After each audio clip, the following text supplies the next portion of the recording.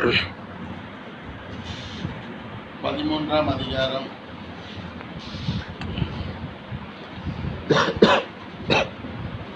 12, 13, 14 வாசிக்கும்படியாக அன்போடு கேட்டுக்கொள்கிறேன். ஓசியா தீர்க்கதரிசன புஸ்தகம் 13ஆம் அதிகாரம் 12, 13, 14 வசனத்தை வாசிக்கும்படியாக கேட்டுக்கொள்கிறேன். எப்ராயிமின் அக்கிரமம் கட்டி வைத்திருக்கிறது, அவன் பாவம் பத்திரப்படுத்தப்பட்டிருக்கிறது. பிரசவ ஸ்திரீயின் வேதனை அவனுக்கு வரும். அவன் விவேகமில்லாத பிள்ளை, பேர்காலம் மட்டும் அவன் நிற்கவில்லை. அவர்களை நான் பாதாளத்தின் வல்லமைக்கு நீங்களாக்கி மீட்பேன், அவர்களை மரணத்துக்கு நீங்களாக்கி விடுவிப்பேன். மரணமே உன் வாதைகள் எங்கே? பாதாளமே உன் சங்காரம் எங்கே?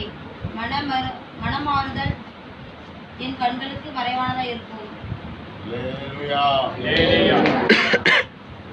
அன்பார்ந்த பெரியவர்களே, எப்படி வந்திருக்கிறதான சகோதரர்களே, சகோதரிகளே, உங்கள் அனைவருக்கும் என்னுடைய மனமார்ந்த வாழ்த்துக்களை தெரியப்படுத்திக் கொள்கிறேன்.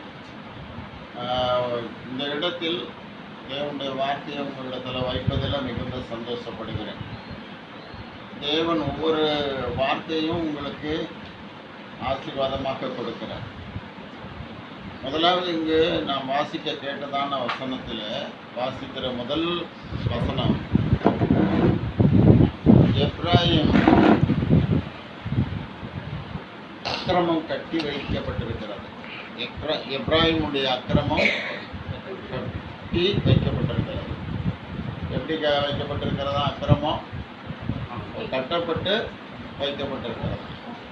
அப்போ உலகத்தில் எப்ராயிம்ங்கிறது யாரு அப்படிங்கிற விஷயம் நம்ம அனைவருக்கும் தெரிய வேண்டும். எப்ராயிம் அப்படின்னு சொல்லுகிற பெயருக்கு தேவன் பெருக பண்ணுகிறார். தேவன் என்ன செய்கிறார்? பெருக பண்ணுகிறார். தேவன் இந்த உலகத்தில் நன்மையும் பெருக பண்ணுகிறார். அதே நேரத்தில் இந்த உலகத்தில் தீமைக்கு ஒருவன் அடிமையானா அவனிடத்தில் தீமையும் என்ன செய்கிறது? பெறுகிறதுக்கு அனுமதிக்கிறது. தீமையும் பெறுகிறதுக்கு அனுமதிக்கிறது. ஆபத்து பெருகிடும். ஆபத்து எரிஞ்சிடும், பெருகிடும். ஒரு சிறு காயம் நினைப்போம், அது பெரிய காயத்தில் போய் என்ன செய்யும்? சிறு புண்ணுன்னு நினைப்போம், அந்த புண்ணு என்ன செஞ்சிடும்? சீக்கிரத்தில் குண முடியாமலேயே நம்மளை பொண்ணு எடுக்கும்.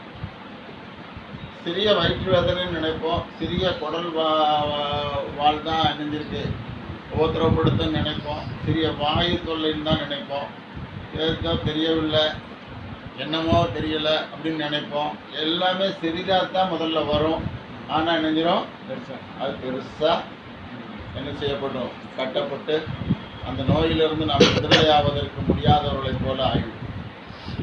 ஆகவே தீமை ஒரு பக்கத்தில் பெருகி கொண்டிருக்கிறது, ஒரு பக்கத்தில் நன்மை பெருகி கொண்டிருக்கிறது. நன்மை பெருக வேண்டுமானால் நமக்கு என்ன கட்டப்பட வேண்டும்? கிரமங்கள், கிரமமாக போகிற வழி, ஒழுங்காக போகிற வழி. அதாவது அதுக்கு பேர் என்ன சொல்லுவாங்க? என்னது? உலகத்தில் லா அண்ட் ஆர்டர்னு சொல்லுவாங்க. ஆங்கிலத்தில் என்ன சொல்லுவாங்க? லா அண்டு ஆர்டர். அதாவது சட்ட ஒழுங்கின்படி, சட்ட ஒழுங்கின்படி. அப்போ தேவன் கொடுத்த உலகத்தில் மனிதனுக்கு கொடுத்த ஒரு சட்டம் உண்டு. அந்த சட்டம் என்னது? நன்மையை மட்டும் பாரு, தீமையை என்ன செய்யாத, பார்க்காத, அதை புசிக்காத, அதை உள்வாங்காத, அதை அப்படியே விட்டுரு, அதை வெளியேற்றிரு, அது உனக்குள்ளே வருவதற்கு இடம் கொடுக்காத அப்படின்னு சொல்லுகிறது தான் முதல் சட்டம். தேவனோடு நடக்க வேண்டுமானால் முதலாவது உள்ள சட்டம் என்னது? முதலாவது தேவன் சுவாசத்தை மனிதனுக்கு கொடுத்திருக்கிறார். அந்த தெய்வ சுவாசம் எல்லாருக்கும் கொடுத்திருக்கிறார். அது உயிரோடு இருக்கக்கூடிய அத்தனை பிராணிகளுக்கும் அந்த சுவாசத்தை நெஞ்சிருக்கிறாரு, கொடுத்திருக்கிறார். ஆனால் மனிதனுக்கு, மனிதனை உருவாக்கி மனிதனுக்கு என்ன செய்தார்? அவர் சுவாசத்தை அவர் கொடுத்து மனிதனை வாழ வைத்து கொண்டிருக்கிறார். அப்போ அந்த சுவாசத்தை கொடுத்த தேவன் இன்றைக்கு மனிதனாக இருக்கிற நீங்களும், மனுஷியாக இருக்கிற நீங்களும் சுவாசிக்கிறதை யாரால சுவாசிக்கிறோம்?